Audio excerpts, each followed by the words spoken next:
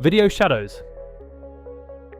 You have your scene and lighting sorted, but you want to add dynamic shadow play to make the scene more realistic. Typically, placing a static tree geometry or image for shadows looks boring and unrealistic in an animation. To start, go to any non-copyright video library, like Pixabay, and search for trees blowing in the wind or similar. Find a video where the trees are preferably surrounded only by the sky. When you find a video you like, download it in its highest quality.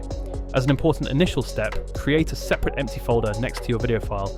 Returning to KeyShot, place a plane geometry to fill the space that represents your window. Go into the material graph of the plane. Right-click, hover over textures, and select the video map node. Drag and attach the video map to the opacity of the main material of the plane. In the video map node, click on the folder icon to select your video file. Then, to reduce memory size, change the format type and click the second folder icon to select the empty frames folder you created earlier, allowing KeyShot to extract each frame. Once the video is formatted, you can adjust the plane's orientation. Currently, you won't see any shadows. We need to add a color to number node between the video map and the material node. Here, you must adjust the values. Experiment with your specific video so that the trees in the video are as black as possible and the sky/background is as white as possible. You may also change the plane's material to plastic/generic and make it black. The problem now is that the sky is casting the shadow, while the trees are removed from the plane.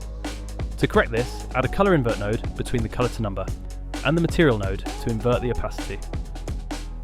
Finally, adjust the material of the plane to maximize the shadow effect. If you feel the shadows are too dark, go back to the color to number node and slightly reduce or alter the values, making the opacity of the trees less visible and thus allowing more light to pass through the material. Then we can say we've created